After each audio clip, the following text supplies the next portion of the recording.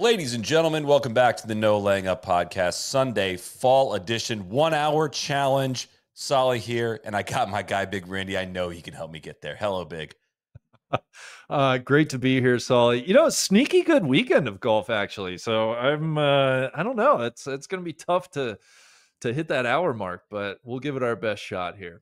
Sneaky. I don't get too worked up about the NFL today, man. I was throwing remotes at your Bengals got a pass interference call on Travis Hunter to go win that game. And that honestly kind of ruined my afternoon. Never mind the sweep our Redlegs took as tough. Well to just continue to shoot themselves in the foot. We are going to talk some Procore. We're going to talk a little DP World Tour with the BMW PGA Championship. We got the LPGA was in Cincinnati at Kroger. We got some Greg Norman news officially out at Live. I honestly thought this happened like a year ago. This was kind of somewhat news to me. So, and then Randy and I are just going to talk some Phil Mickelson on the back end of that episode. We were going to lead with it, but the golf ended up being actually low-key pretty good this weekend. So we got a lot to talk about. Before we get to that, if you ask PGA Tour players, one of the most important and regular equipment tune-ups they go through over the course of a season is getting dialed with fresh grooves, especially important heading into the biggest weeks of the year. I can tell you our friend Aaron Dill, who has given me some of the best wedge advice and put me in the best wedges I've ever had the chance to hit with my own two hands. Aaron Dill was extremely busy this week getting a bunch of U.S. Ryder Cuppers all set for Bethpage. This week in Napa, 57% of the gap, sand, and lob wedges in play were Vokey design, including the Vokey design 50-degree F grind, 56-degree F grind, and 60-degree low bounce K grind that were in the bag of the winner. That's the same setup he used to win 6 times in 2025. It's a little tough to play and practice as much as the pros. Most of us don't realize all the performance benefits you get from a fresh set of grooves.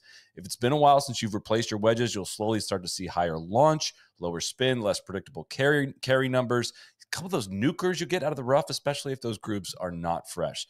A new set of Vokey wedges will give you more spin, control, and consistency, all of which will translate to lower scores. And if you haven't been fit for wedges, you should. It's one of the easiest ways to save shots around the greens, both in just the lofts they'll put you in, the grinds. I promise you're not going to guess what grind and degree of bounce you should have on your wedge. Just get somebody to help you with it. Go to Titleist.com to find a fitting near you. Around the world in golf, Randy, Scottie Scheffler, ho-hum, beats Ben Griffin by 1 at the Procore. Alex Noren wins in a playoff in Wentworth over France's Adrien Saudier. Am I saying that right? I hope I'm getting that right. Sure. Okay.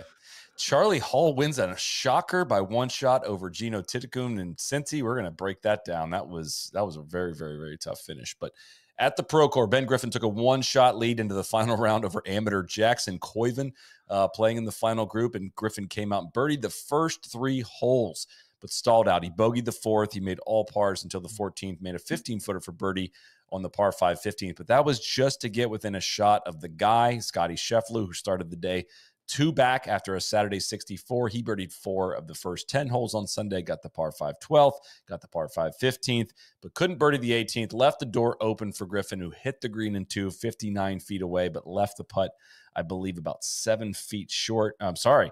He had just 5 feet 9 inches for birdie to tie to go into a playoff with Scotty, but missed it low. Who are you rooting for down the stretch of this one, Randy? I was rooting for my favorite player, Scottie Scheffler. Always a privilege to watch him golf his ball around. Another win. Yeah, I listen, just because you were talking about Ben Griffin, and obviously he came up just short, I was thinking as Griffin was playing the 18th hole, like, this is why Ben Griffin is playing at the Procore this week. What a fantastic experience ahead of the Ryder Cup in a couple weeks, having to make a birdie on the 18th, putting himself in that pressure situation, hit a pretty good 3-wood into the green, left himself a very lengthy eagle putt, as you said, came up 5 feet 9 inches short. Did not hit a great birdie putt, missed it on the low side, never really looked threatening to the hole. And listen, that's what, it hurts the pocketbook, but I think that's where you want to miss the putt. I think Ben's going to be better for this experience in a couple weeks at Bethpage. I think, really getting the nerves going, feeling some pressure down the stretch, I think it behooves him. And I just was left thinking that's why these guys are here this week. I thought it was a perfect kind of tune-up. It is it's amazing how often Ben Griffin beats a lot of names that have been considered to be the best players in the world for a long period of time. It happens very, very, very frequently now. And I mean, obviously won a team event this year. He won the Schwab. This is his second time finishing runner-up to a generational player in Scottie Scheffler this year. Like, it's essentially a 4-win year. I mean, a true unicorn has beaten him 2 times. Once at the Memorial and once here at the Procore, and it's just been a remarkable season. I just am very surprised at how much I enjoy watching him play golf. And, did not ever think he would be a needle mover for me personally. They flashed his previous FedEx Cup seasons up there. It was like 63rd and 61st the last couple of years before finishing the top 10 this year. And it's like, there's so many dudes out there like Griffin that are somewhat replacement level as far as fan interest, and he has just risen above all of that. I hate to make this Procore about Griffin before it is about Scheffler, but we can talk about that guy all the time.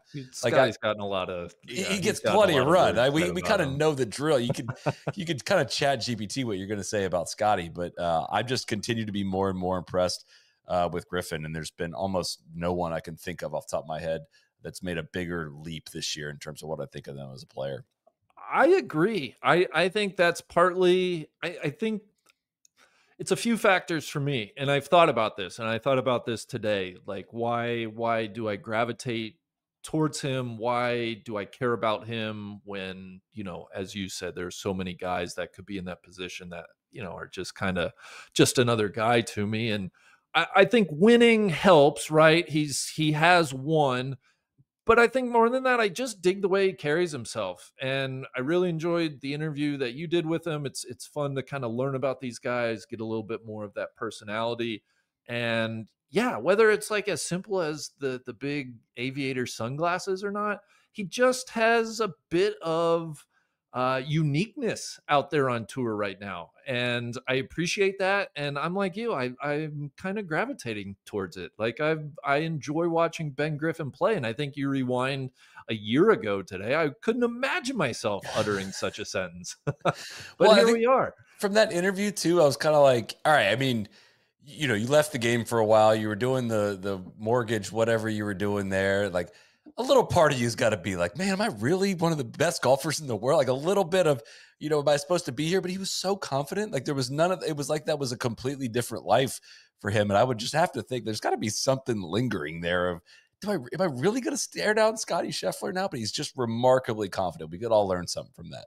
I think that's part of it, though. I think that little seed of doubt, at least in our minds, is fun, right? It reminds me so much of, well, I guess a lot of guys have kind of gone the route of not a lot. That's the wrong way to phrase that. But it's fun to see a guy that left the game of golf and is now back and playing at a super high level and just wondering, is this real? Is this a heater? What do we make of this guy?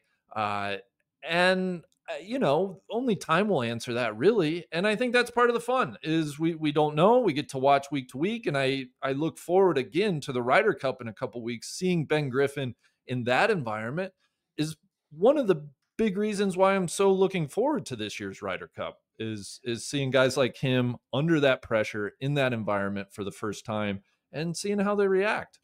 Well, and I don't have a specific, if you're increasing your swing speed, this is not a transition to a stack read, believe it or not. If you're increasing your swing speed, it's not a linear, you can't like go to a cutoff date to say like, oh yeah, as of this date, this is when he became a long hitter. And that's what has made a big difference for him. But if you just go back to like, if you just query back from the beginning of May in terms of being like one of the best players in the world, he is... If you basically just go back to beginning of May, around when he started his hot streak and got, was getting up there in that 180 ball speed, he's been the 4th best player in the world. Like, and been only 68th off the tee, 58th in distance, but it was a rise, to get to that point. And he's 19th in approach, 35th around the green, 8th in putting since then. That adds up to being the 4th best player in the world. It's just ridiculous. But yeah, on the Scottie front, I feel like we should probably talk about the winner here. I also think the wine glass situation, the ravioli situation has kind of thrown off the ridiculousness of the numbers. Again, if you just go back, and it's cherry picking, going back again to beginning of May when he won his first tournament of the year, which was the Byron Nelson. That's his 6th win in 12 starts. That's a 50% rate. And if you look at what he was doing to close out 2024, like he won 3 of the last 5 tournaments. One of those is the Hero. He won, 4 of the last 7 tournaments. He won 5 of the last 9 tournaments he played. He won 7 of the last 13 tournaments he played. So if you take out the ravioli period, he's won 13 of the 25 starts. Like if you just take out this spring, this winter and early spring. Yeah, it's stupid because the wins are one thing, right? And I think what keeps impressing me over and over again, though, is even when he doesn't win, he's been right there. Like, again, going back to that Byron Nelson in May, you can go back to the Houston Open at the end of March, and his worst finish is a tie for 8th in that time period, which is just, I truly didn't think we would see something like this. Having lived through the Tiger Woods era, Soly, like I was not prepared to have a player put up results like this so consistently. And I was really curious about Scottie this week coming to the Procore where, like, obviously he's just here because of the Ryder Cup. He would never be playing this tournament otherwise. And so I was curious, are we going to get that same Scottie Scheffler that we saw week to week during the real PGA Tour season? Or is he just going to be kind of out here knocking off some rust, kind of shooting the shit, kicks and giggles, and off to Bethpage he goes?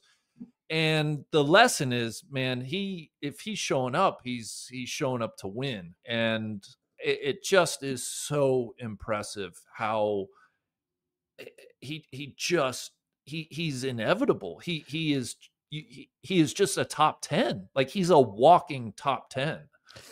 Randy, this might be the most mind-bending Scottie thing that I've found so far. I'm going to let's go back to November 1, 2022. Okay. It's a lot of golf tournaments between now and then, right? So we're just shy of 3 years. So correct. People keeping track at home, this is 34 months. Correct. Okay. How many times do you think Scottie has played a golf tournament and finished outside of the top 25 since November of 2022? Well, I know he missed the cut at one of the majors. Oh, I might. It's like almost I can name him like specific. Didn't he miss a cut, or am I thinking of he just had like a shitty week and finished like in the 30s or 40s? He finished 31st at Pinehurst, I think. Maybe that's the one. What you're thinking? Yeah, that's the one I'm thinking of. No, he has not missed a cut since the 2022 PGA in a major. Okay, all right, there we go. Outside the top 25, let's call it 34 months, couple of years. I'll say 6 times. That's high. It's 3 times. None of them in 2025. His worst finish was T25 at the Phoenix Open this year. He also, hadn't finished outside the top 10 since March 16th of this year. He finished T33 at the BMW last year, T41 at the US Open last year, and then did not finish outside the top 25 in 2023, except for once at the FedEx St. Jude. I'm sorry, T31. It's absurd. That's so fucking absurd, man. Do I make too much of this? Like, I feel like I need to know if like I'm going too far in on this, because again, I just never thought we would see this. No. After Tiger, and that it's happening. I'm truly making like a real concerted effort to, like, you need to watch Scottie Scheffler right now. This is as good as it gets as it's happening. And I get, he might not be your cup of tea personality wise. He might not be your cup of tea with, kind of the lack of emotion, whatever. I just would encourage folks to appreciate what we're seeing week in and week out when he tees it up. We always kind of do this. Like, he's not Tiger. He's not Tiger. He's not Tiger. Okay. He's not Tiger, but he's the best since Tiger. All right. And we always preface it that. And I'm kind of getting to the point, Randy, where I'm like, are we positive? Are we 100% positive he's not Tiger? Like, he's still not, but are we 100% positive that he's not Tiger? 100. how many more of these types of seasons would he have to string before it's like he's there with Tiger? Like, I'm not interested. I think we're a long ways from like is Scotty better than Tiger? No. That doesn't interest me right now. And frankly, we're a long ways away from that. But how long until it's like, yeah, like this is he's kind of in this class where we all just know it and we say it and it doesn't sound weird. Because it's like if he throws up another season like this, like we got to be getting close, at least over a 4-year period. Like put it up against just about anybody. So, of course, Data Golf's got a stat for this, and Tiger does have the 6 best seasons of all time, right? 2000, 2007, 2006, 02, 99, and 2009, just in terms of strokes gained. Now, if you look at again, they use a Data Golf points system for more based on the outcomes, which I think is probably more up your alley. If I have it right, I think 3 Tiger seasons were better than Scottie's season last year, and that's it. So I don't know if we're going to get a Scottie season better than last year. Like I think that was super, super absurd. And so I think Tiger's still going to keep the 3 best seasons ever, but I think Scottie might stuff the stat sheet from that 4 through 10 in terms of best seasons ever between those two. Because Tiger had some ups and downs, had some injuries, obviously, and didn't quite have a ton of longevity. We'll see how much Scottie has, but man, it's a conversation, man. It's a conversation, and that's what to your point. I don't think we ever thought we'd even consider having it. No. And I feel like that's part of the fun of, I don't know. That's what I love about golf. That's what I love about sports is you get to have these conversations. Yeah. I feel like that's, as a fan, that's what you want. I will say to your Data Golf point, like I recognize the strokes gain seasons and what they are, but I think I would lean more towards results based, just because Scottie's competing against a deeper tour. I think obviously this game is built on a lot of what Tiger did. And so to expect Scottie to separate himself from his peers in the same way that Tiger did might be a tad stretch, but man, it's fun. Do we think Scottie comes back to defend this title next year? I hope not. I think he's probably excused from that. I think everybody else hopes not either. Like, dude, let us Griffin week, man. Was not joking in his post-round interview when he said he wished Scottie was not here. That was not a joking comment. I wouldn't be joking either. I know. He's like, oh, I'm sure the fans love it, but I wish Scottie wasn't here. And kind of like, come on, dude, this is for the mules, man. If that is a tough break, that's a tough break for Lanto. Like if Scottie just doesn't show up for this event, he ends up second place instead of he gets majorly dinged in points that he desperately needs. But yeah, to your point, Randy, I think this win for Scottie, depending on how they classify it, Scottie will pass Tiger Woods' 2009 season. For this will be a top 10 season since 1983. Okay, and his season for 2024 was the 4th best, behind Tiger 2000, Tiger 2007, Tiger 2006. Okay. So this would be kind of the 2nd top 10 season for Scottie. Correct. And really no signs of slowing down at this point. No. The Jackson Koivun thing, it's getting pretty real pretty quickly. Just coming straight off the Walker Cup where he went 3-1, lost his first match and then won his remaining 3. His last 4 PGA Tour starts, again, he's still in college, T11, T6, T5, T4. Some of the jokes about him being on the Ryder Cup team are looking a little bit, he probably could have been on this team if they really, really needed him. I don't know if you have to be a professional to play in the Ryder Cup or not. I think you'd have to be a member of the PGA, but that's a great question. Is he a needle mover for you? Does having the A in parentheses in his name on the leaderboard get you super? I know Dick Dunlap kind of ruined a little bit of that having won, and it didn't seem like there was a ton of hype for him to potentially win this one, but he was obviously right there in the final group. Yeah, I love seeing the next generation, the next crop. I think it is it does catch my interest. It piques my interest, whether it's Jackson or Nick Dunlap. What was it, a couple years ago? I enjoy seeing the best in the college game get the opportunity, and yeah, man, he's impressive. I know I'm not breaking news here, but just doesn't look out of place. Doesn't, there's nothing that seems like he's freaking it. Like he looks like he belongs. And I guess I would ask you, Soly, I feel like you mentioned Nick Dunlap. I mean, does it feel like the men's game is starting to get a bit younger? Where these guys, I mean, do we credit it to the PGA Tour kind of U program? Do we credit it to these colleges and their training facilities and how much money are invested in these guys from an early age in their game and their bodies? Is it we're getting further on from the Tiger Woods effect, and these guys are athletes and they're all trying to maximize? Like, is this shift? It feels like we're getting younger in the men's game. And I guess that my long-winded wind up to this question is like, do you think that's right? Or is this kind of like an aberration? Or do you think the game's kind of going to keep getting a little bit younger and younger, where we see guys really break in and have real success right away?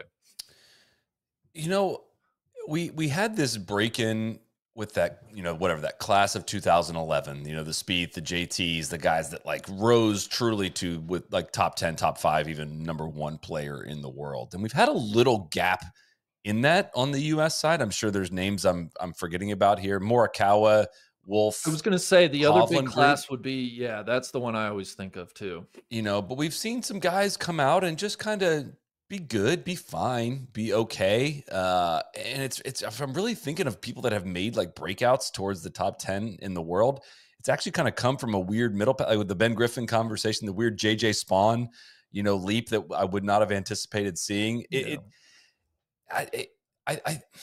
a good question, Randy. I think it is. I think you're going to see guys with amateur players that now that you can get sponsorships in college, like the incentive to rush out to play professional golf to start getting a lot of money it's not just not as prevalent, right? It's just easier to stay in college, have some fun, play on a team, good money and make good money. Exactly. And so he's kind of maybe an amateur in name only, and is like quite clearly of the level of being a professional golfer. My question is what does a ceiling like that for like Jackson Koivun look like, right? Because I watched him all week last week at the Walker Cup. I followed him more than I did anyone else, and he's really, really, really good. He reminds me a lot of JT just in general, in the way that like high 170 ball speeds, but there's not like a particular skill that leaps off the page at you. I've heard he's an excellent putter, but it's not like he's the most. He's just the sum of his parts is just really good, right? So if I'm projecting out a talent like that,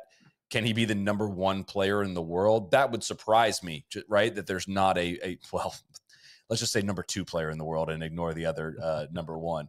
That would surprise me when you don't have, in particular, specific tools that I think could make you elite. Does that make sense? Yeah, okay. It does. Your guess is as good as mine. But I don't want to get distracted with the tools thing and like, dude, the guy just gets the ball in the hole, right? Well, he's proven it at a lot of levels. Yeah. So I don't want to write someone off by any means if they're not a true bomber. It's almost like you have to be if you're not a bomber, you get dinged a peg, but you can get yourself right back up if you have elite iron play, right? And we just don't have enough data to say, do you have elite iron play? Because we've seen the putting thing kind of come and go for even some of the best young putters in the world. Yeah. So I would, sorry, just going back, I think probably Ludwig would be one that would belong in a conversation like this. Somebody that, Haskins Award, good college player, comes right out and pretty quickly a top 10 player in the world. You're making me feel, I mean, he was the old college guy though. Remember, he was like 23. Yeah, right. Which, you're making me be that. Ludwig's gonna be 26 this October. So yeah, I gotta have some fun with that one. So, do you have any kind of macro Ryder Cup takeaways from this event? I'm going to run through the U.S. team on this side. Scottie obviously won. Ben Griffin second. JJ Spawn finished 6th. Cameron Young finished tied for 9th. Sam Burns finished tied for 13th. Russell Henley tied 19th. Patrick Cantlay T30. Harris English and Morikawa T43. And Justin Thomas was in 69th place. Did you think anything of 10 of the 12 American players being there? Obviously, Bryson cannot play in PGA Tour events. And Xander and his wife just welcomed their first child.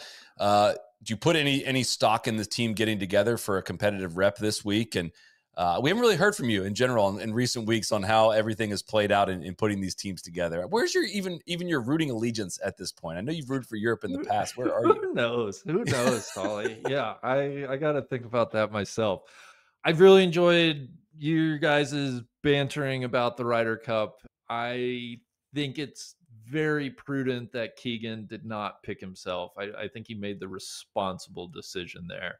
I love seeing a guy like Ben Griffin on the team. I get a big kick out of seeing new faces, guys that have had good years, breakout type years. I love then if they can get on the Ryder Cup team, because yeah, it's seeing a guy in a pressure situation that we really haven't gotten to see before. So I dig that he's on the team.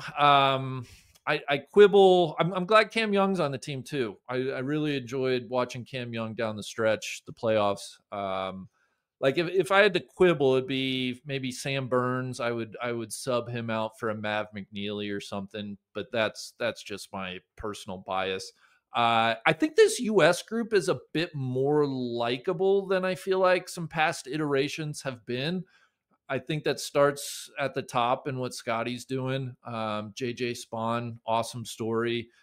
So I, I I'm like, God, is Tron going to listen to this? I don't know who I'm rooting. I'm kind of like, let's just have a good match. Let's get the Sunday both teams have fun and keep it tight. Yeah, I want both teams to have fun. I would love it to come down to the last one or two singles matches. Like, that's truly what I hope for, because I look at Team Europe, I'm like, oh, they're super likable too. You know, it's guys like Vic and Ludwig and obviously Big Shot Bob, and so it's not like I like this group more than that group. I truly, I think I'm just going to sit the fence for as long as I can with who I'm rooting for. Now, to your question of, do I make anything of the U.S. 10 of the 12 guys showing up at Procore? I like it. I think it's a good thing. Like I said, I think Ben Griffin specifically, I'll use him as an example again, getting to, have some real pressure down the stretch. I think that, in my opinion, that can only help him going into Bethpage. I think a guy like Scottie, obviously we see he's still sharp. He still closes a tournament. I like to see those things if I'm Captain Keegan. So, and then I think at the same time, a guy like JT didn't really have a good week.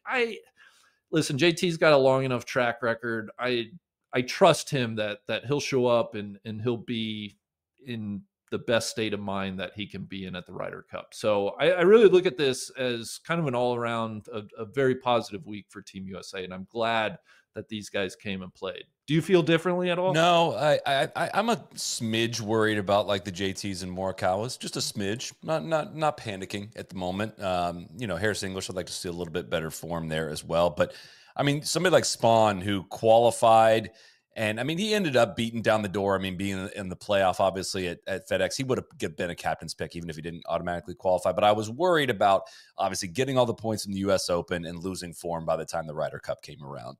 You could expose the flaw in the system, but obviously he had a great week this week. And Griffin, was it shouldn't have been a surprise pick. It shouldn't have been I don't know an underdog pick of any kind, but I want to see him back it up too. As a rookie getting a captain's pick, like you don't want to see him playing poorly coming into it. Cameron Young was picked because of a late hot streak. Did that continue post being selected? Yeah, he finishes top 10 again this week. That's a good sign. Burns T13. That's a really good sign. Henley in decent form.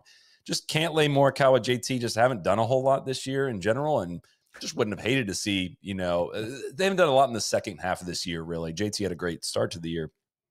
Wouldn't mind to have seen it, but I mean, the U.S. has a ton of guys playing well. I think, like, if you're comparing how the U.S. team did this week to how the European team did over at the BMW PGA, I think it's, as Europe would like to say ahead of the match, U.S. won up after this past week. Put a point on the board for how they played these stroke play tournaments. But yeah, I think that's a great point about guys like JJ Spawn and Cam Young. I think, listen, it'd be very natural for there to be a bit of deflation after the Tour Championship, and maybe there was, and this was far enough along that they could kind of take a breath, decompress, and then get back at it. But to your point, it's good to see those two guys playing well for the reasons you stated. So yeah, and listen, I think it just made it a better tournament selfishly to watch Yeah, this oh, weekend. totally. Like that's the other thing. Like It's fun to see these guys play yeah, this golf course too. Silverado always sneaks up on me. This tournament every year, I'm always like ready to transition into fall and the less serious golf tournaments. It's Kurt Byram,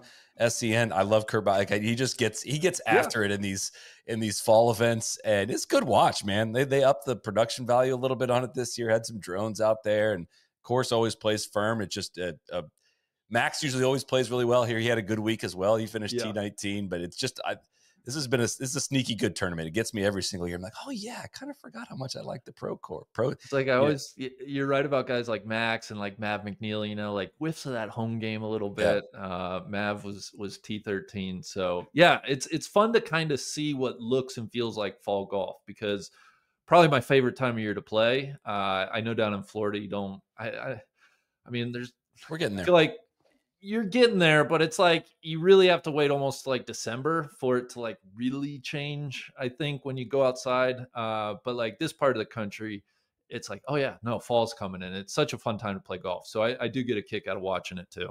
Yeah.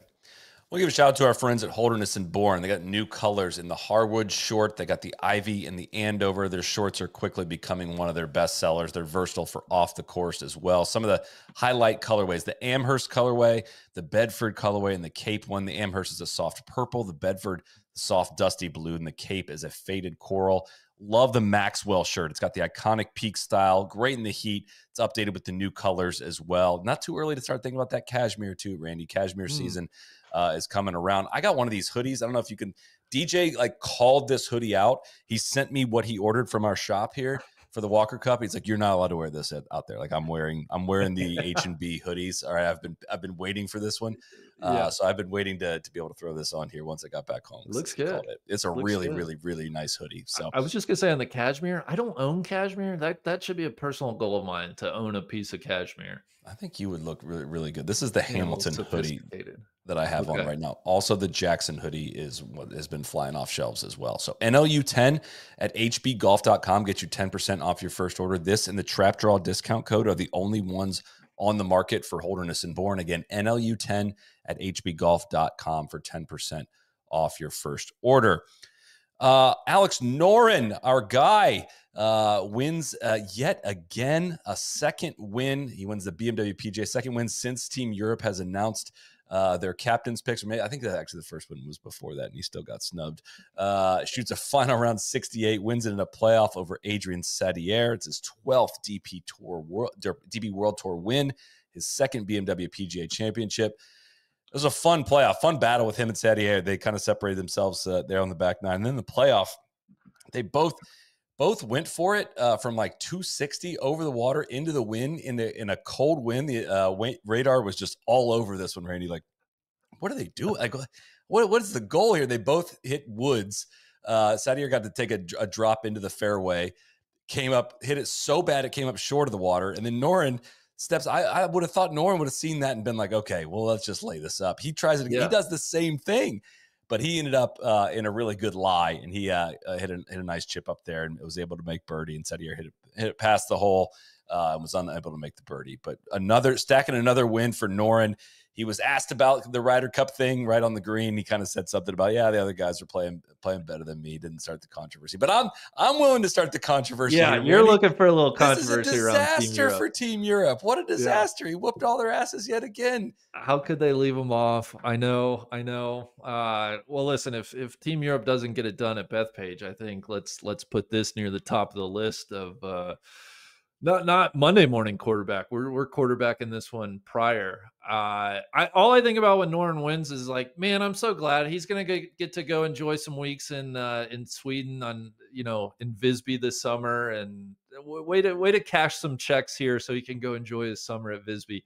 How did I did not get to watch any of the DP World Tour, so my question for you is, Was the weather kind of sketchy throughout? And how did Wentworth look? What was kind of your takeaway as a venue? I didn't watch a ton until really Sunday, and I have to admit, Randy, it was quite distracted viewing. A lot of phone viewing with Sure. kids screaming at me. So, but it was a wet and cold finish. There was a lot of ball, and I think it was ball in hand the last 2 days at least. So, fair amount of that. It was not crispy Wentworth. I enjoy watching that golf course. It's not the greatest golf course in the world, but I've always enjoyed watching this tournament. And that final hole always produces some drama. I mean, pretty much every year in this tournament, it produces something that is worth watching. But those two finished. Real quick, Wentworth, for anybody listening, if anybody played the old European Tour golf game on Sega Genesis, I probably knew Wentworth as well as any golf course in the world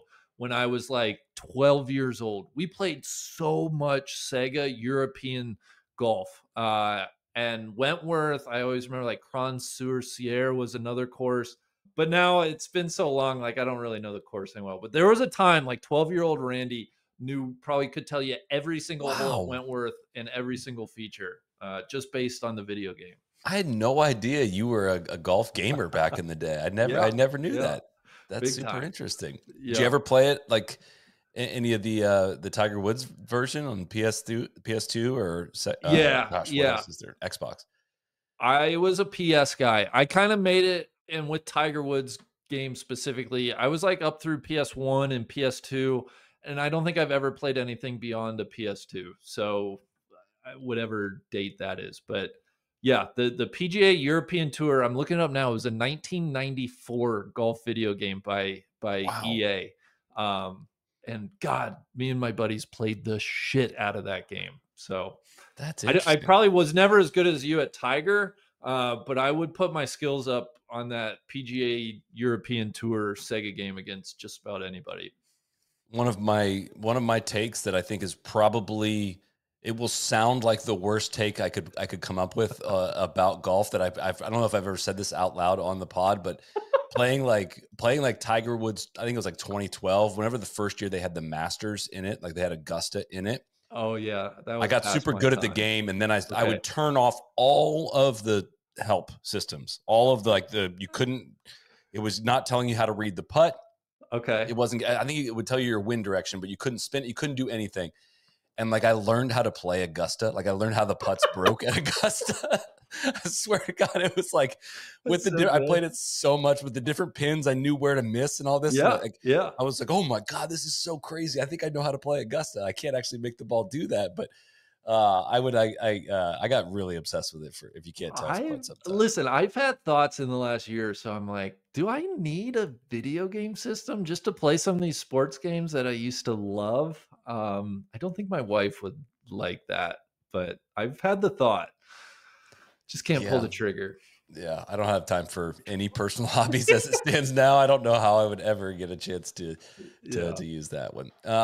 Rest of the leaderboard, Aaron Rai and Patrick Reed finished T3. Aaron Rai, another snub, beat the entire European Add him to the Cup list. team. Add him to the list. Yeah. For the record, I'm just being snide here because of the way that things get picked apart on the American side. I totally understand the Europeans not taking Alex Noren or Aaron Rai, but it doesn't mean I'm not going to have some fun with it.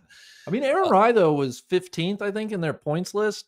Obviously did not get picked, but not wouldn't have been outlandish. Not outlandish, but not a great course fit as well for Beth Page. But Fitz, Hovland, Tyrrell Hatton, Siwoo Kim, part of a big group at T5. The other Ryder Cup finishers, Rahm was T13, Ludwig and Rory T20, Fleetwood and Lowry T46. Justin Rose, T61. Robert McIntyre and Rasmus Højgaard missed the cut. Sepp Straka was not in the field this past week. So not great for him, but again, that just doesn't matter. It just doesn't matter. They're going to play match play here in about 10, 11 days, whatever it is. And it's just, I've fallen into this trap way too many times, Randy. I'm not falling into it this year. Okay. I know we're going to do a ton of Ryder Cup previews, so I'm not asking you a very specific question, but I am asking you this question. Right now, do you anticipate a close Ryder Cup? Would you be more surprised if it was like very tight on Sunday afternoon, or would you be more surprised if it was kind of a bit of a blowout? I'd be more surprised if it was tight. That doesn't mean I necessarily think the U.S. is going to blow them out. I just haven't I've never been to a close Ryder Cup. They're all blowouts whenever I've gone. And if it goes bad for the U.S., I think it could go really bad, but I also think like they're home and they probably should win by a lot. So I'd be surprised if it was close either way. Again, that's not me predicting U.S. is going to wipe the floor with them. It's just like the U.S. gets beat. I also don't think it'll be that close. So I think it'll be like more than 16-12 either way. Okay. That makes sense. So. Well, then I'm going to double down on my rooting for a good close match, a fair fight. I might be rooting for that too. Yeah. I've been the least passionate I've ever been about a U.S. team. I know that. So I might just be rooting for a close one. Randy, what happened on the LPGA Tour this week?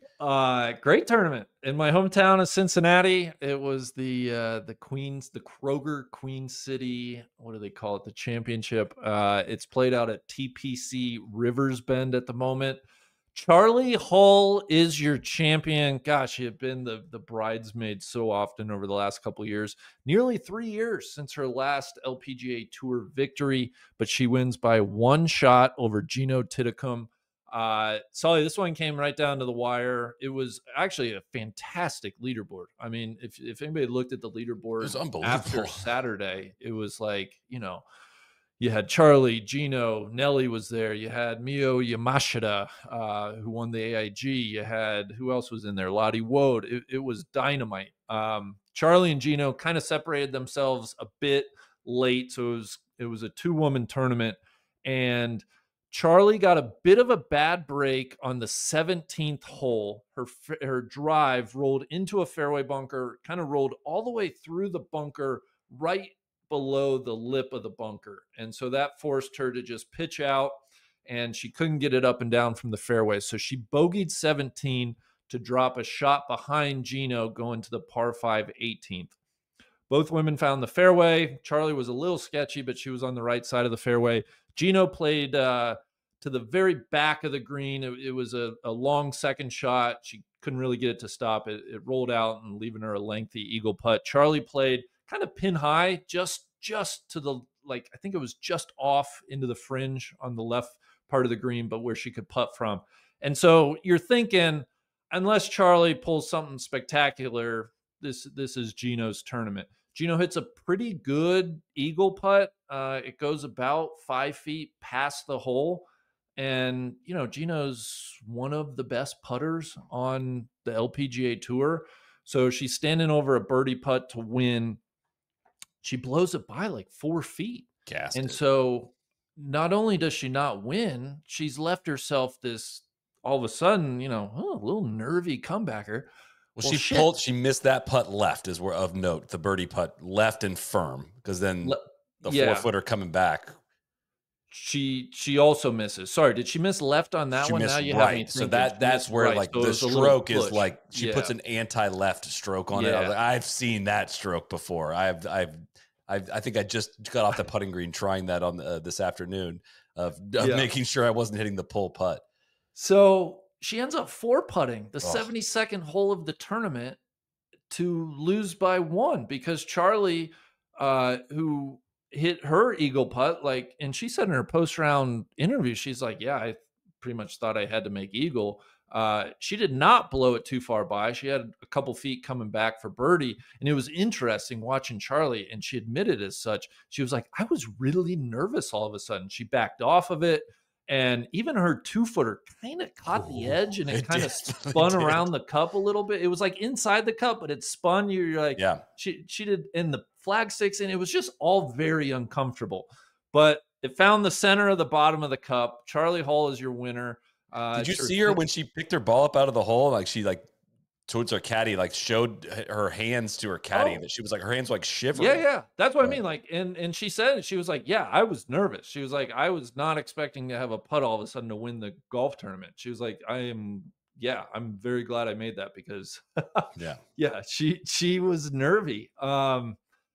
So it's her 3rd LPGA win. As I said, it's her first since 2022. So she breaks a pretty long drought there. But I do want to note, going back, Charlie finished, I think it was T2 at the AIG. And then her next start, she played the Aramco event in Houston, finished T2, and now she's won. So she's playing some really good golf at the moment. Charlie is. But Soly, I think we need to talk real quick about Gino. And this, I think it's a little bit more fuel for the fire that like Gino might not be a killer. And that's hard for me to say out loud. But when you 4-putt the 72nd hole to lose by 1, you're the world number 1. Like, that's not good. There's no other way to spin that. And listen, we can zoom out, and she's having a very good year. This was her 9th top 5 finish on tour this year. She has 4 runner-ups, just 1 victory. She's got 52 career top 10s as a 22-year-old. I looked up, Michelle Wie West had 49 career top 10s in her whole career. So Gina's already passed what Michelle was able to accomplish. But I guess my question, Soly, is, are we nervous? Is it, I think we got to start talking a little bit about like, why isn't Gino winning more of these? Because you got to start talking like that, because you've done this with every player in history. So I appreciate you doing this. No wonder Scottie's your favorite player ever, because he wins everything. Yeah. First of all, I was going to look her up on Wikipedia real quick, type in Gino Titiku, and there's 3 different searches that show up immediately for this 4-putt. It's Gino Titiku 4-putt with the number 4, then Gino Titiku 4-putt with the word 4, Gino Titiku 4-putt video. So this is going around. People are looking this one up very quickly. It's hard. I'm trying to think of what the comp might be for somebody that's just always, maybe it might be like Scottie 2022, like just always was around. Never, like, it took him 70 starts to win his first tournament. And maybe it's more 2021 Scottie, like, dude, this guy is always on the leaderboard, always. Why doesn't he step on next and start winning? She's massively talented, and I'd be surprised if it's not like she hasn't won, but it's just not happening in the majors. And she got completely robbed of the Evian with Grace Kim's hole out this past year. That one got stolen from her. That was tough, but only 5 wins is just like, it just doesn't match up with her talent and ability. So I'm in. I think it's going to turn at some point, but that 4-foot putting stroke with the anti-left ball was not what we wanted to see from somebody. Just needs to just kick the door down. Yeah, not good at all. I was going to say she had a tough 72nd hole in 23 at the Chevron. She rinsed her approach shot. So there are some. This was kind of the most shocking, I think, giveaway for her, just because she is such a good putter. You would never expect the 4-putt out of her. So I don't know. Something to keep an eye on. Like you said, she has won. She's won 5 times on the LPGA Tour. If I have some like free time, I would be curious. 5 wins to 52 top 10s, like that's a 10%, win to top 10 or whatever. I'd be curious how that kind of stacks up against some of the other elite in the women's game, because it seems like she's putting herself, she's always up there. She just has not figured out a way to kind of slam the door. More so with the women's game, Soly, I wanted to ask you this too. With the win, Charley Hull continues this unbelievable streak on the LPGA where Charley is the 25th different winner across 24 events this year on tour. Still not a typo. They have not had a single woman win multiple times. Nelly has not won at all. And I think the more I think about this, I'll ask you a leading question, but it started out as like a fun stat. I really think this is like kind of to the detriment of the women's game. Like you need somebody pushing things. I think you need people winning somewhat consistently to not only drive some fan interest, but like, I think golf is better when the rest of the pack is like really chasing somebody. 100%. I mean, I think especially for a league that is not, it's not the number 1 professional golf league, right? Like, people are going to default to the PGA Tour. The numbers just say that, right? So for a secondary tour, I hate to use that word, but like just for most fan interest, if there's not a storyline that's easy to latch on to, it's even harder to kind of drum up that interest in the conversation, right? So Nelly made it very easy on all of us last year, winning as many times as she did. Yeah. And this year, just that parity introduction is just not necessary. It's not been a good thing. Is it? My question, flipping it back on you. We've long talked about setups on the LPGA Tour. They're, kind of setting up for close golf tournaments, birdie fests a lot, not necessarily the greatest tests of skill for a lot of these events. Is this something that is solvable? Is this something that, could change with a different style of setup, or is this kind of just a statistical anomaly? I think there is something to the setups week to week on the LPGA Tour. I don't think they push the setups very often. I think by and large, I think the women's game, you have a wider variance in like distance off the tee. There's just a wider variance in how far the women are able to hit it, from like the first player to, let's say, the 144th player, whatever it is in an event, right? Compared to the men's game. And so I do think they have to take in some of that when they're setting up a golf course. They're not week to week looking to embarrass people. But I think if they did concentrate more on setups that were perhaps more demanding of certain facets of the game, you would probably see some certain names, week after week, and in all likelihood they would win more often. So I think and I also think it's just a bit of an anomaly and a bit of a lucky streak that we're in right now. But yeah, I honestly, that's something I'd love to ask the new commissioner, Craig Kessler, when we get a chance eventually, hopefully in the next month or whatever it is, to talk to him, because I do think that there is something to that. It's tough to tough sitting at home to like quantify it. For your stat, Nelly, just for reference, Nelly has 15 career LPGA Tour wins, 73 top 10. So her ratio is probably more in line of what you're hoping for. So for that same ratio, Nelly would have to have what, like 75 top 10s without a win to be at that, one win for every top 10 or one win for every 10 top 10s. Yeah. So exactly. Gino's got to win a little bit more. That's the big thing. And yeah, I'm bummed because I was calling like a huge breakout season for her, and it's not going to be that. So that sucks.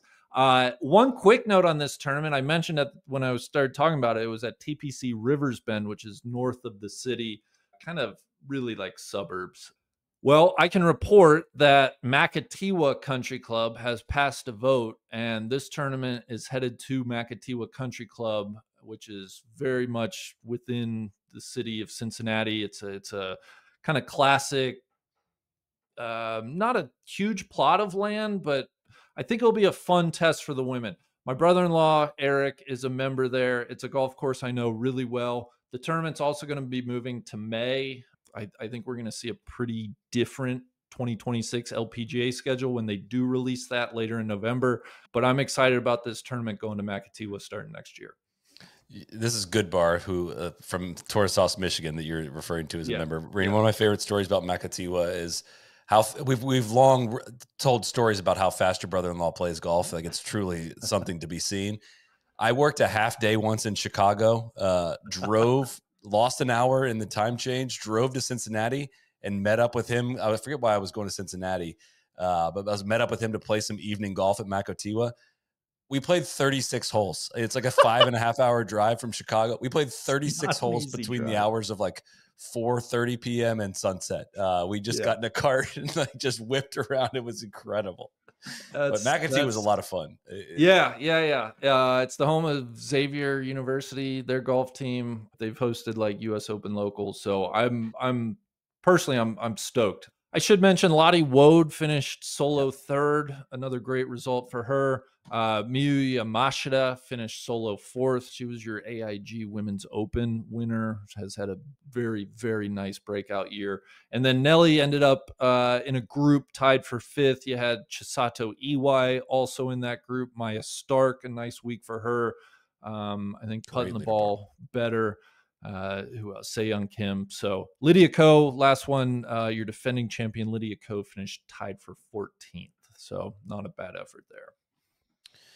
On the Live Golf Corner, Greg Norman officially out at Live Golf. I feel like this was news we were at one point waiting for quite some time. He had a statement on social media saying, after 4 unforgettable years, you're going to love part of this, Randy. I don't know if you saw this full quote yet. Have you seen it yet? No, because I've Okay. self-blocked from social media for like the last couple Good for months. you. So yeah, Dude, good yeah. for you. That's And honestly, fantastic. it's been nice. After 4 unforgettable years, I've officially closed out my time with Live Golf and reflecting with nothing but gratitude, pride, and achievement. Together, we built a movement that changed the game globally. We created opportunities for both players and fans and broadened the ecosystem of golf. We truly globalized the game, expanded golf's reach to fans around the world. We brought entertainment, innovation, and private equity into golf, including to the PGA Tour, positioning the sport as an asset class. It's been an incredible chapter. I'm so proud of what we accomplished. My commitment to do what was and still is the right thing for golf, the players, and the fans never wavered. Blah, blah, blah, blah. Positioning, just the asset class line was just like, thank you, Mr. Norman. That we were all asking for this. Yeah, it just seems like not a great return on that specific asset class, but what do I know? I don't know. It does feel like an end of an era though, Soly. I mean, Greg Norman was kind of synonymous with Live Golf there. It's been so boring without him doing anything. Again, I already thought he was gone, but it's been just we need those quotes. Like just trying to think back on some of my favorite moments of the era. The Surely You Just letter to Monahan was just fantastic. The lawsuit, the opening ceremony, that first one where he was just like looked like a true villain, like a villain motivational speaker in front of that entire room. It was just a true clown show for 4 full years. And I always think of when he gave Shipnuck the boot. I forget what specific tournament that was, but that was the first one. That was the very first one. That's right. Yeah. Kind of the meme there of him staring daggers at Shipnuck. Yeah. It was truly the only guy for the job. And if people wonder why we were soured on Live Golf from the jump, it had a lot to do with that guy running the show and then trying to present themselves as a serious sports league while having Greg Norman just be a complete clown at every walk. It just lying to all the players, saying they were going to get OWGR points. It was a truly, truly epic performance from Mr. Norman. Moving on to another part of Live Golf, and I lured you into this episode with a tease that we were going to talk about this guy tonight, but I'm going to work this way in with a shout out to our friends at SoFi, the ultimate finance app, for sponsoring today's SoFi Get Your Money Right moment. Go to SoFi.com/NLU to learn more about how you can get your money right with SoFi Plus. I'm taking it this week, and we're going to talk about Phil Mickelson. Now, listen, a bad break for Phil, Randy, in that he was removed from the PGA Tour all-time money list, okay? I don't really understand why. I know he's not a member anymore, I guess, because he suspended his membership, but like, I don't understand why they took some guys from Live Golf off the career money list and left some on. I don't understand it, but that's not the point. Because Phil got his money right, Randy, and I'm referencing a tweet that he sent on June 2nd, 2023. He was responding to somebody to a now deleted tweet, so I don't know who it was a response to, but he told this person, could have been you. He told this person, haven't gambled in years, almost a billionaire now. Thanks for asking. So Phil has got his money right, but that's not the get your money right moment of the week. Okay. I don't know if you've been following, you're not on social media, so you've not been following how invested Phil is in Sable Offshore. And I don't know how I do know this because Tron shares it in our Slack channel that we use for like the trap draw stuff. So I've caught bits and pieces of it. He uses the $ SOC SOC on Twitter. Yeah. I believe he's used it somewhere around 32 times in just the last year alone. And Randy, I went searching. I don't think he's tweeted about the high flyers even one single time. Like he's a captain, for God's sake. But again, get your money right moment of the week. Sable jumped 22.5% on Wednesday as investors repositioned portfolios on optimism for the Los Flores pipeline's restart this month. Again, if you want to, you can get all the updates you need from Phil's social media channel, but I'm nervous about how much he has invested in this thing, and I don't know what happens to the world of golf if it does go wrong again. But he's got his money right this week. And I want to say thanks again to our friends at SoFi, the all-in-one finance app, for sponsoring this week's Get Your Money Right. You go to SoFi.com/NLU to learn more about how you can get your money right with SoFi Plus. And if you want to nominate for somebody, let us know as well in the comments. Randy, I wanted to do just top Phil moments. You're the biggest Phil fan. We talk a little Phil. You have a personal spotlight pod that's going to come out later this week as well. We talked a lot of Phil on that. I didn't realize we were going to have this overlap when I threw this out there, but I don't want to do a draft or a list of things. I honestly just want to shoot the shit with you and think of it, see how many Phil moments, both on course and off course, that we can think of. Because in diving into this, I thought I was going to come up with a list of like 5 things, and I just could not stop because the guy was just a complete thrill ride. Where do you want to start? Well, that's what I was getting ready to ask you. Let's go. Let's try to go as far back. Like, what's the first film? It could be on course or off course. Like, what sticks out to you the most going back? Well, it's like, we all know he won as an amateur. We know, like, aside from like the stuff you can easily read in his wiki profile. And again, I didn't even write this up on my list, but in his U.S. amateur match, when he gave his opponent a 15-footer on the first hole because he wanted to motivate himself, and then he made the putt and went on to go and win the match. Like, that might be as far back as I could think for a Phil moment. But I also think I think Scratch always posts that video of when he has his collar popped in class when he's taking the Spanish class at ASU. That's maybe the earliest image of Phil that I have. What's the first Phil? We're just calling these Phil moments, and I don't even think you need to define that. We all know what a Phil moment is. Yeah. Honestly, those are good ones. And that was part of the struggle for me. I really had a hard time going further back. I kind of think the beeper at Pinehurst is almost, it was hard for me to kind of get further back than the beeper at Pinehurst. And the beeper, everybody knows about the beeper at Pinehurst, but that was kind of like a big one in the Phil story arc. I had forgotten about, we don't have to go chronological, but here's one that I had forgotten about. In 2000, I think it was 2003. Do you remember when he was trying out for the Toledo Mud Hens with the goal of perhaps getting a one-day contract and wanting to pitch for the AAA Toledo Mud Hens? I think he threw it like a 68 miles an hour or something. His fastest pitch was. He didn't end up getting the contract, and I did find AJ Hinch, who was a big league ball player, went on to manage. He actually caught Phil because he was down there on a rehab assignment at the time. And I found these quotes from AJ Hinch talking about Phil Mickelson's stuff. He said, pretty soft, quote, pretty soft with a smile. Pretty soft, a little light. Intent was really good. Competitiveness was really good, but a little below the hitting speed of what we were used to. I don't think you could really tell the difference between his primary and secondary pitches. He gave a valiant effort, though. I'll give him that. And so it's just like, yeah, man, remember that Phil tried out for the minor league baseball team that one time? There's Dean Foods insider trading moment, which leads to Billy Walters, massive deal that was, Randy.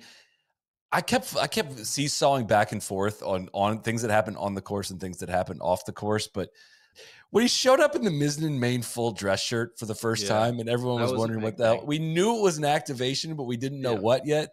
And then he shows up in the commercial dancing at the balls that were hit at him. Like, he's just one of those dudes that I'm like, dude, how could you have so much of so much money? How much could Mizzen Main have possibly paid you at that moment to do that, to make that worth your while? To like, I'm going to show up at the Players in May in Florida, which is hot, and wear long sleeves and play a practice round with Tiger Woods leading to the match. Yeah, that was one that came. Well, you mentioned the Billy Walters stuff. Like, the allegation was he had bet over $1 billion with Billy Walters over like a 6-year time frame and had losses totaling $100 million or so. So he was placing like 42 bets a day on average. He may have needed that Mizzen Main. Good point. But he's a billionaire, almost a billionaire now. That was 2023. He probably is a billionaire now. I should have checked in with him before posting. I went looking. I vaguely remembered this story, and I don't know if you remember. Do you remember what ties Phil Mickelson to our alma mater, Miami University, at all? I have no idea, other than probably a fair amount of those bets. Well, this is actually a great thing that Phil did. Phil there was this random, I think may have been like a ESPN thing. There was some profile on an old football player named Conrad Dobler, who Okay. was in really bad physical condition, and his wife had sadly been paralyzed. They had a daughter, Holly, I believe is her name, and she went to Miami. And anyway, Phil was just like watching this profile on Conrad Dobler and ended up getting in touch with Conrad and paying for his daughter's tuition at Miami University. So that was, as much as we want to bag on him, there's things like that too, where, he just a very nice thing. And the Dobler, I mean, they said, they're like, we don't know Phil at all. He just like, this was out of the blue. So that was really nice. The first chapter in Alan Shipnuck's book on Phil, the unauthorized biography, is just like a seesaw of those back and forth of like, dude, Phil's the best. Like, that's a great story. Oh man, Phil is the worst. Like, this dude stinks. Man, Phil's the best though. Like, he's the absolute best. I cannot ever, I don't know if I'll ever get the story out of my head of Phil playing with Tom Lehman at the President's Cup and playing so bad and like being at the turn and like, they were playing horribly and they're down a bunch and like Tom sees him sitting on like a tree stump or a stoop or something over by the clubhouse around the turn, like hunched over. He just sees him from behind. He's like, oh man, I got to go give a pep talk to Phil. And goes up to him. And like, as he arrives on him, he's looking at his phone, checking NFL scores halfway through the President's Cup match. It was like, that's one of my all-time favorite. Like, all right, during the President's Cup, I know you got the full slate today. I know you do, but you can check the scores after. Well, that brought up one of my, I mean, when not only, him and Tiger got paired up in 2004 at the Ryder Cup by Hal Sutton, but I don't know if people remember Phil did a full equipment switch 9 days before that Ryder Cup. Switching from, he had been with Titleist, he went to Callaway, and yeah, it was just kind of a disaster. He went 1-3. The US got killed. So again, it's just like, dude, like, was it the best time to switch equipment? Probably not. But of course, Phil, he totally was like, he was never going to admit even a breath of like doubt about the decision. And then I love that in 2016, he brought up the Hal Sutton thing all over, like ran over Hal Sutton. He had just run over Tom Watson 2 years prior in the press conference. And right before Hazeltine, he brings up the Sutton. And Sutton was furious. He was super pissed off about it. And, brought it back up about how bad that was, a captaincy. Remember at the President's Cup, whenever like they played out of turn, they made some faux pas or whatever, and they had to like lose 2 holes. Like they made some mistake and they had to, and he just stands up at the press conference and he was just like, we spotted their best team 2 holes and they still couldn't beat us. I'm just saying. There's a there's like every gambling story if you go looking for it, but there was some story. Well, just kind of reminded me, there was some story. Who was it? Keegan, maybe. It was like Phil and Ricky against 2 other guys, and they were on like the 14th hole, and Phil has a birdie putt from like just a little further than this other guy, and Phil is kind of like standing over his putt, and he backs off and he goes, oh my gosh, do you guys realize like this putt I have is pretty much for the match? And again, it's like a tight match. It's the 14th hole, let's say, and they're like, Phil, what are you talking about? He's like, well, if I make mine, it's going to put a lot of pressure. I'm just going to say it's Keegan. It may have been somebody else. He's like, it's going to put a lot of pressure on Keegan. He's going to peel his off on the low side, miss it. You guys are going to be pissed. You're going to birdie, or you're going to bogey. Probably the next hole will win that one. Ricky and I will have confidence. We'll make a couple birdies coming in, and we'll probably win like 2-1 or something. And they're like, dude, whatever, man, just hit your putt. He steps up over it, he drills it, and then the exact thing he said unfolded, and he and Ricky won the match 2-1. And yeah, it's just like that. Like, Phil lives for that type of shit, and I like, that's part of why I love him.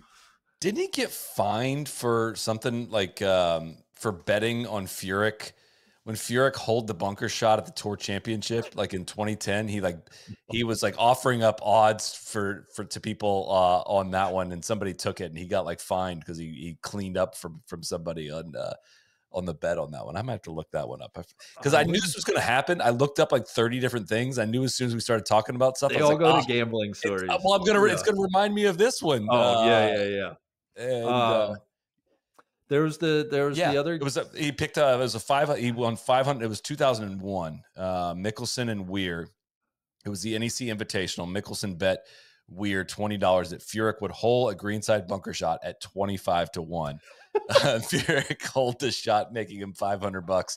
He got reprimanded by the PGA Tour for violating a rule against having a financial interest in another player's performance. Yeah. Oh, there's a good one too. I think Phil was young. He was playing in a game with like Azinger and Crenshaw and maybe Payne Stewart at one point. And I think it was on the 18th. And Phil had like this snaky little downhill putt. And I think he was teammates with Crenshaw, if I have it right. And essentially they were up. So it was like, y'all can either like forfeit the bet now and cut your losses in half, or, you know, if I make this, you're going to owe me a lot more money. And I think it was either Payne. I think it was Payne that was like, yeah, I'm cutting. And Crenshaw was like, I'll jump with him. So like those two evened out. And Azinger like turned to Mickelson and was like, putt it, bitch. Putt it, bitch. And Phil stood over it, drained it, and just like won all the money. And Azinger was like, yeah, from that point on, I knew he was probably going to have a pretty good career. Putt it, bitch. That was a good one. The Tom Watson thing is so good, man. And we're going to have another pod that goes into that on Tuesday this week. But like, not only what he said in the press conference, but also just like what he did the night before in the team room of like, after Watson gave one of the worst pump-ups. Like take over the captaincy almost? He was essentially the captain. Yeah, like Watson gave like one of the worst speeches of all time. And he just like, he got between Watson and the team and gave like a pump-up speech and said something positive about every player. Like, it does stink that he's never going to be a captain. It does stink. This was one I kind of forgotten about, but going back to Marion, and I think this was 2013. Of course, Phil ends up finishing second, one of his 6 runner-up finishes at the U.S. Open. Do you remember what happened early that week? Was there? No, that wasn't a graduation. No, that was 2017. Aaron Hill. Was there a graduation of some kind? There was. Oh, it was Amanda, his oldest daughter's 8th grade graduation. But this occurred on Wednesday. So he went to Marion. I think he went to Marion like Monday, maybe part of Tuesday, flew home, attended an 8th grade graduation, which don't get me started on 8th grade graduations. Those are not a real thing. And then took a red eye back to Philadelphia, got in at 4 a.m., had a tee time at 7:11 a.m. Thursday, right, and ends up going on to finish runner-up and should have. That's the one, like, I know Wingfoot's the one everybody remembers, but like that's the one I think he really gave away, that awful wedge shot on the par 3. That would make sense. That's the 8th grade because Aaron Hill's was 2017. 4 years later, exactly. That was on a Thursday. Unfortunately fell, so he had to withdraw. Yeah. And I don't know what he like waited to withdraw, like in case there was weather or something, his tee time got delayed or something like that. Yeah. I think he tried to have the graduation moved even. They're like, yeah, we schedule these things like 3 years in advance, man. Yeah. Like I respect, listen, I don't blame him at all for the high school graduation. I just, no. You can never convince me that there's a real thing as a junior high 8th grade graduation. Wait till you have kids. I mean, you might think differently. Maybe. Listen, he's the guy that brought us, he gamed 2 drivers. Like, no drivers. I don't think that gets appreciated enough. The guy had 2 different drivers in the back. We haven't even talked about the fact that he won 6 majors. He won the Kiowa major when he was 50 years old. Yeah. We haven't mentioned him hitting a moving ball at Shinnecock Hills. That was another, that's a sneaky one where you're like, oh yeah, that did happen. Putt he made in 2004 at the Masters is truly one of the greatest golf moments I'll ever experience. I'm sure you as well. Oh, probably my favorite. Yeah. The selfie he took on the first tee with Obama, W, and Clinton at the President's Cup and cut himself out of the picture. That came up. Yeah, when he showed up at Augusta looking like an XFL coach and finished in second place in 2023 when he was like 51 years old, 52. I was going to say this is non-golf, but remember he had the psoriatic arthritis. Yeah. And so he would show up in those Enbrel pharmaceutical commercials all the time.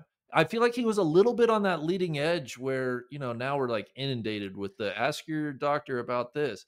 But it was like Phil Mickelson for Enbrel and his psoriatic arthritis, which I think it really did help.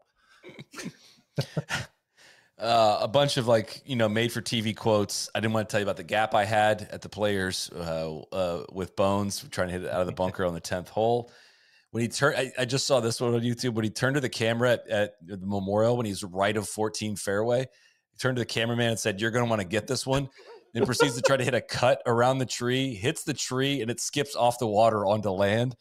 Also at Memorial, I think it was, he hit a guy in the head right of 15 fairway, and it bounded all the way across the fairway and went up to him and said, "I wish your head was softer," and it would have stayed in the fairway.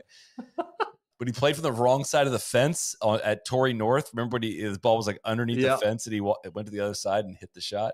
Yeah. Backward shots, hitting the flop shot over Roger Cleveland. It just, how many more you got? I mean, we could. I thought where you were saying at Torrey, I mean, the infamous Bones go up there and tend the flag on my wedge shot. Like, he's got one at every course, man. Yeah. Like, oh my God. He truly, he is such an interesting person. He is a content machine. It was just such a bummer to lose him, the way that we did. We could do a full episode. I do think we're going to get him back someday. There's got to be some type of reconciliation at some point. Like, he needs to be announced. He needs to be in the booth. I know. Announcing golf is really where the next phase of his career should be. All right, Randy, we tried to get under an hour. Just had too much Phil to get to, and low-key good week of golf. This was the wrong week to try to do the 1 hour challenge, but thank you so much for spending a Sunday evening with me. Thanks to all of you who tuned in and listened. Special thanks to our friends Titleist, Holderness Bourne, and SoFi. We'll be back. We got a great episode coming Tuesday night. Took a little deep dive into captaincy at the Ryder Cup. This is a little different style of podcast than our normal one. This was a lot of effort for myself and Mr. Charles Van Kirk, who helped me put it together. And I think it's going to be an enjoyable listen. And then we'll have a Randy personal spotlight pod coming later this week. Recap comes Sunday. Then it's Ryder Cup week. We're almost there, man. It's really happening. Yeah, it'll be good. Thank you for the trip down Phil Mickelson memory lane. If anybody wants to get my top 10 golf courses, you can listen to my personal spotlight. And yeah, I'm excited for that Ryder Cup captaincy pod. That's gonna be awesome. Thanks everyone for tuning in. See you next week. Cheers. Cheers.